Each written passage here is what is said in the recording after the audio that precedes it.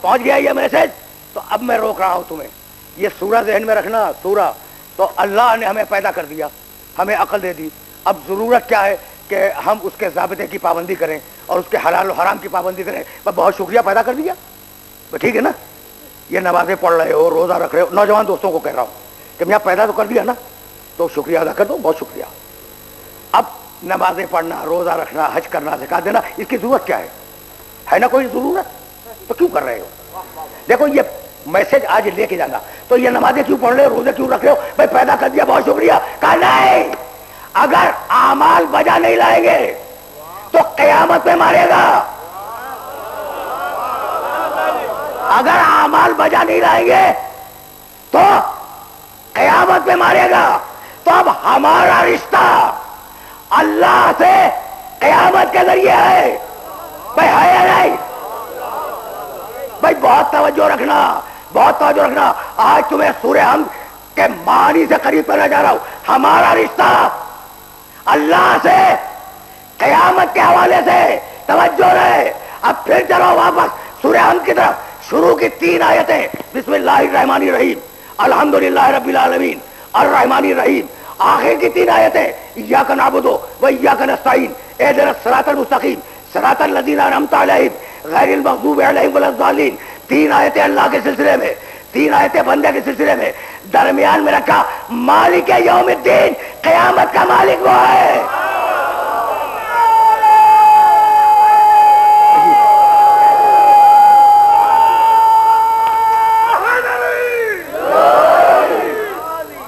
بھائی عجیب مرحلے فکر ہے.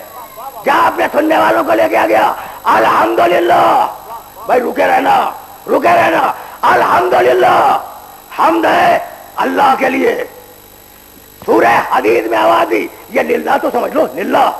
الحمدللہ، ساری تعریفیں اللہ کے لیے. سورہ حدید میں آواز دی، للہ ہے میراث السماوات والارض. کائنات کی میراث اللہ کے لیے ہے، کسی اور کے لیے نہیں ہے. 10ویں پارے کی پہلی آیت میں آواز دی، وَاعْلَمُوا أَنَّمَا غَنِمْتُم مِّن شَيْءٍ فَأَنَّ لِلَّهِ خُمُسُهُ وَلِرَسُولِهِ وَلِذِي الْقُرْبَىٰ. سنو، جو بھی پاؤ اس کا 5واں اللہ کے لیے. للہ، للہ. بھائی توجہ رہے، اس للہ سے کام لینا ہے. للہ العزت وَلِرَسُولِهِ، ساری عزتیں اللہ کے لیے ہیں.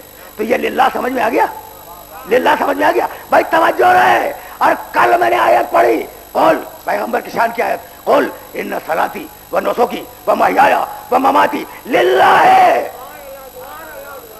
رب العالمین. میری پوری زندگی اللہ کے لیے ہے. اور اب ہمارا منشور، ہمارا ضابطہ انا للہ و انا الیہ راجعون. ہم اللہ کے لیے ہیں اور اسی کی بارگاہ میں پلٹ کے جانے والے ہیں. پہنچ رہا ہے میسج؟ بھائی یہ میسج قرآن مجید کا پہنچ رہا ہے؟ ان نوجوانوں سے پوچھ رہا ہوں، پہنچ رہا ہے؟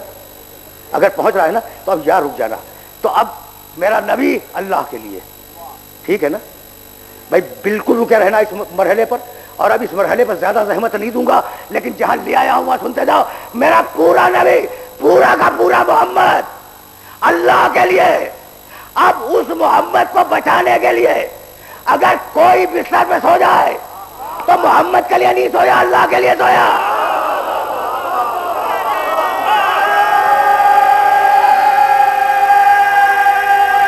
عجیب ہے. ذہن میں محفوظ رکھتے جانا. قل ان صلاتی و نسکی و محیایا و مماتی للہ رب العالمین. حبیب کہہ دے میری نمازیں اللہ کے لیے، میری قربانیاں اللہ کے لیے، میری ساری عبادتیں اللہ کے لیے، میری زندگی کا ہر لمحہ اللہ کے لیے، میرا مرنا اللہ کے لیے. تو پورا محمد ہے اللہ کے لیے، پورا محمد ہے اللہ کے لیے. اگر اس محمد کو بچانے کے لیے کوئی بستر پہ سو جائے تو وہ محمد کے لیے نہیں سویا، وہ اللہ کے لیے سویا. تو علی کا لیٹا ہوا وجود، رکے رہنا، علی کا لیٹا ہوا وجود بستر پر اعلان کر رہا ہے، وجود اعلان کر رہا ہے. علی نہیں، علی تو سو رہے ہیں.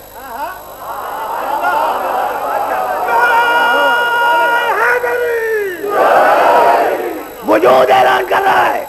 اب جو لیٹ گئے نا رسول کو بچانے کے لیے اپنی جان کو خطرے میں ڈال کے لیے لیٹ گئے تو علی کا وجود اعلان کر رہا ہے، مالک میرا سر تیرے لیے، میری گردن تیرے لیے، میرا سینہ تیرے لیے، میرے شانے تیرے لیے، میرے پاؤں تیرے لیے، میری آنکھیں تیرے لیے، میرا سارا وجود تیرے لیے۔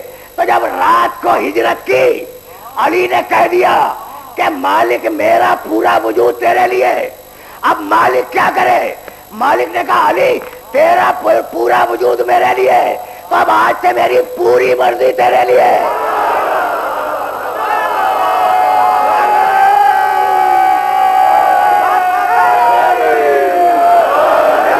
رکوں گا نہیں، ذرا سا میں آگے جاؤں گا۔ اب دیکھو میں بہت کم روایات پڑھنے کا عادی ہوں۔ عبدی کن لی اکن لک، بندے میرا ہو جا میں تیرا ہو جاؤں گا۔ بندے کیا کمال کی حدیث قدسی ہے، کن لی اکن لک، میرے بندے تو میرا ہو جا میں تیرا ہو جاؤں گا۔ علی اللہ کا ہو گیا، اللہ علی کا ہو گیا۔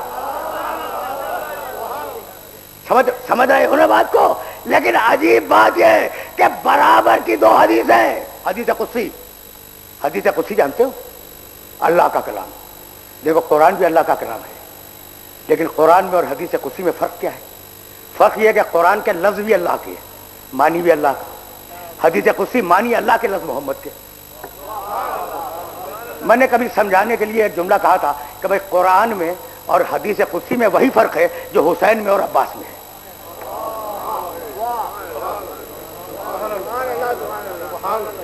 یہ جملہ بھی کیا ضائع ہو گیا؟ پہنچ گیا یہ میسج؟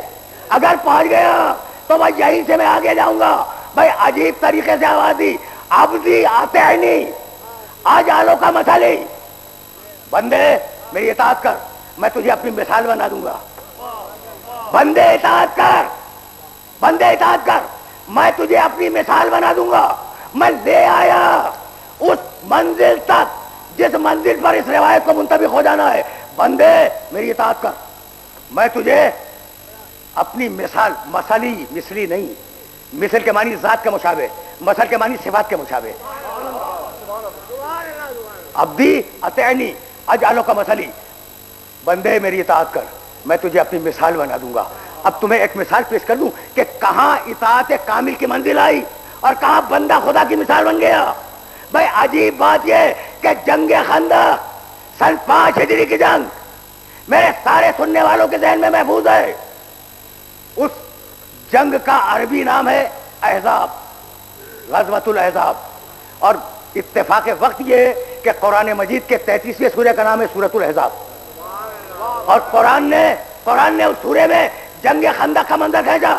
اب پورا منظر اپنے سننے والوں کی خدمت میں پیش نہیں کروں گا۔ جاؤکم من فوقکم ومن اسفل منکم، بڑے گھبرائے ہوئے تھے اس وقت، اور مشرک تمہارے اوپر سے بھی آ رہا تھا، تمہارے نیچے سے بھی آ رہا تھا۔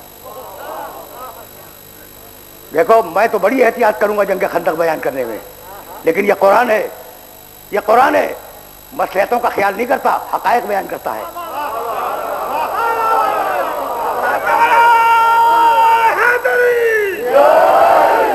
جاؤکم من فوقکم ومن اسفل منکم، وہ ہنگامہ تھا خندق کا، پہاڑ پہ ہوئی ہے یہ جنگ، ٹھیک ہے، سن رہے ہو نا؟ تو اوپر سے بھی مشرک آ رہے تھے، میدانی علاقوں سے بھی مشرک آ رہے تھے۔ وَإِذْ بَلَغَتِ الْقُلُوبُ الْحَنَاجِرَ، اور تمہارے دل دھڑک دھڑک کر حلق میں آ کے پھنس گئے تھے۔ وَتَظُنُّونَ بِاللَّهِ الظُّنُونَ، اور تم اللہ کے بارے میں بڑے برے گمان کر رہے تھے۔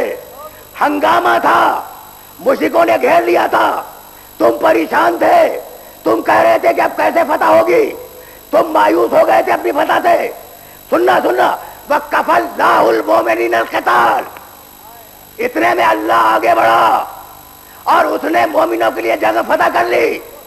قرآن نے کہا اللہ آگے بڑھا، ہم نے تاریخ میں دیکھا کہ علی آگے بڑھا۔